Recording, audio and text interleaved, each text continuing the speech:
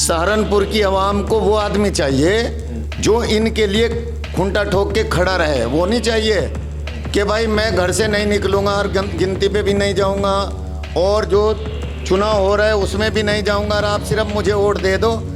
उससे कैसे काम चलेगा? निकलना तो पड़ेगा ना बाहर। अगर थैली भारी की बात थी तो मेरे का चुनाव क्यों लड़े जाके वहाँ पे?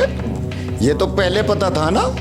अगर इस बात का पहले पता है तो आप क्यों गए पार्टी में, क्यों शरीक हुए, क्यों चुनाव लड़े? आपको जाना ही नहीं चाहिए था। कांग्रेस को आप छोड़ के क्यों आए कि समाजवादी की सरकार आ रही है, यहाँ पे मुझे मंत्री पद मिल जाएगा। फिर जब सरकार नहीं बनी समाजवादी की, उसे लगा कि यार यहाँ तो कुछ नहीं मिला। अब उसे एहसास हुआ शायद कांग्रेस में कुछ मिल जाए, कहीं राज्यसभा या MLC या कुछ और, तो फिर भाग के तारीफ करने लगे राहुल गांधी ऐसा है, प्रियंका गांधी जी ऐसी है। भाई जब वो इतने खूबसूरत इतने बढ़िया लोग थे, आप उनको छोड़ के क्यों आए? यानी आपके मन में हमेशा ये रहता है कि मैं तो सिर्फ वहाँ रहूँ जहाँ मलाई मलाई मिले। नमस्कार, आप देख रहे हैं KKG न्यूज़ और मेरा नाम है पुरुषोत्तम सैनी। आगामी लोकसभा चुनाव को लेकर तमाम राजनीतिक दलों ने तैयारियां जो है जहां तक है पूरी कर ली है, मगर खास तौर से जनपद सहारनपुर में बसपा की क्या कुछ तैयारियां हैं उसको लेकर मेरे साथ बातचीत करने के लिए मौजूद हैं बसपा से लोकसभा प्रभारी माजिद अली जी। सर, पहले आपका स्वागत करते हैं KKG न्यूज़ पर। आपका भी बहुत बहुत स्वागत सैनी साहब। कैसे देखते हैं सर, चुनाव तो अब सर पर आ चुका है, गठबंधन भी तैयार है और एक तरफ NDA ने भी घोषणा कर ही दी है, तो बसपा को ऐसे में कैसे देखते हैं सहारनपुर लोकसभा पर? बसपा सहारनपुर में बहुत मजबूत है। 2019 में भी बसपा का ही कैंडिडेट जीत के गया, हाजी फजलुर रहमान साहब, और 2024 में भी बसपा ही जीतेगी, क्योंकि यहाँ पे बसपा का और जो समाज से कैंडिडेट है बहुत ज़्यादा वोट है मुस्लिम समाज का, तो वो आराम से एक दूसरे के साथ मिलके सीट जीत लेते हैं। और कोई तरीका है नहीं यहाँ सीट जीतने का, कोई भी विकल्प नहीं। देखिए, अगर 2019 की बात करें माही साहब, तो एक गठबंधन था समाजवादी पार्टी के साथ में, मगर इस बार तो कोई गठबंधन नहीं है, तो ऐसे में नहीं लगता कि बहुजन समाज पार्टी के लिए तमाम ऐसी अटकलें पैदा होंगी इस चुनाव के अंदर? यहाँ गठबंधन भाईचारे का है, सब समाज का गठबंधन है। यहाँ पे बहुजन के अलावा कोई चारा ही नहीं जीतने का, क्योंकि हमें सब भाइयों को मिल के एक साथ चलना है। और जब हम सब लोग इकट्ठा होकर एक साथ चलेंगे बसपा के साथ, तो जीत दर्ज होगी। 2014 में आपने देख लिया, अलग चल के हमने एक तरफा वोट डाल दिया सारा, तब भी कैंडिडेट नहीं जीत पाया। वही दौर आज है। गठबंधन अगर है तो गठबंधन का वोट तो नहीं है यहाँ पे। जब गठबंधन का वोट नहीं है तो कैसे जीतेगा गठबंधन? वोट तो यहाँ सिर्फ हमारा है या बहुजन समाज पार्टी का। बहुजन समाज पार्टी ने पहले ही मुझे कैंडिडेट बना दिया, तो हमें मिल के दोनों को एक साथ मिल के सीट जीतनी है, जीत दर्ज करनी है। मतलब आपने मोहर लगा दी कि आपको कैंडिडेट बना दे। जहाँ तक होता है कि जिस सीट पर लोकसभा प्रभारी बनाया जाता है टिकट उसी को कंफर्म होता है, तो क्या 100% आश्वस्त है या फिर अभी भी कुछ शक की स्थिति है? नहीं, मैं मोहर तो नहीं लगा सकता क्योंकि इतना बड़ा तो मैं नहीं हुआ, लेकिन बहन आदरणीय बहन कुमारी मायावती जी, उसने मुझे कहा कि आप को जाओ घोषणा करके आओ इनकी, और चुनाव इन्हीं को लड़वाएंगे। जो बहन जी का आदेश होगा वो सर्वोपरि, वो मैं मानूंगा। जो भी बहन जी आदेश कर देगी, बहन जी के आदेश के बिना तो हम कुछ नहीं करते ना चलते। तो मुझे पूरा यकीन विश्वास है कि मैं ही लड़ूंगा।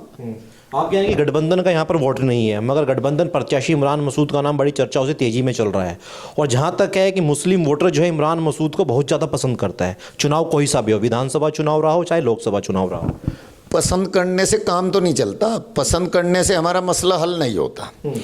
अगर पसंद करने से मसला हल होता तो हमारी हालत ये थोड़ा ही होती जो हो गई। 75 साल हो गए आज़ादी को मिले हुए। आप मुझे बताइए, आप भी सारे में घूमते, मुसलमानों के साथ क्यों ना इंसाफ़ी होती है? जो यहाँ का वोटर है, जो पसंद करते हैं, पुलिस जिस मर्जी को उठा के ले जाए। तो क्या जाति विशेष देखकर कार्रवाई करती है मौजूदा सरकार? बिल्कुल जाति विशेष कार्रवाई करती है। सरकार को तो एक ही नारा है, सबका साथ सबका विकास और सबका विश्वास। लेकिन ऐसा होता नहीं। अगर ऐसा हो जाए तो फिर तो बल्ले बल्ले हो जाए, फिर कहाँ दिक्कत है। लेकिन ऐसा कहीं हुआ है तो आप बता दीजिए। जब तक के हम लोग ये चाहते, जब तक के हमारा नेता ऐसा नहीं होगा जो हमारे लोगों को ये बता सके कि ये संविधान ने आपको हक दिया है, अधिकार दिया है, इसके मुताबिक आपको चलना है, लड़ाई नहीं करनी, ना झगड़ा करना, लेकिन जो हक है उसे लेना है। हक कैसे लिया जाएगा?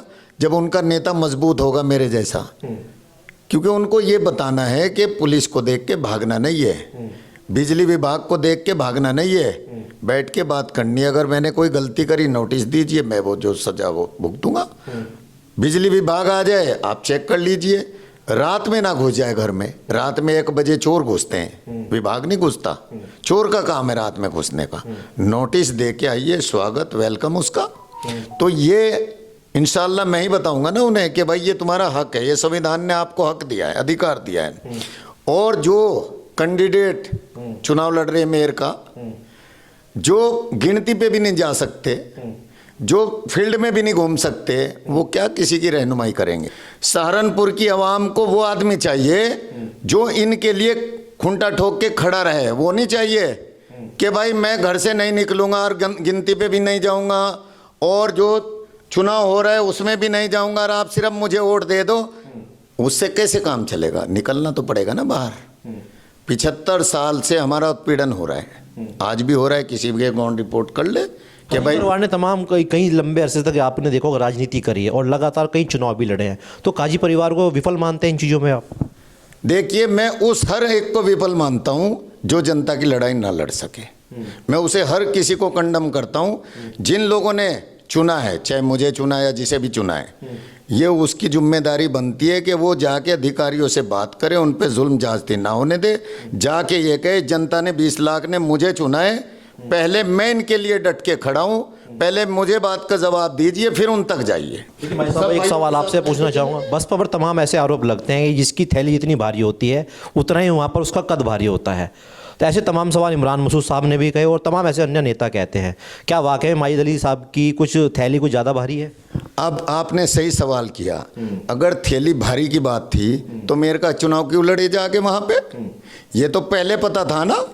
अगर इस बात का पहले पता है तो आप क्यों गए पार्टी में, क्यों शरीक हुए, क्यों चुनाव लड़े?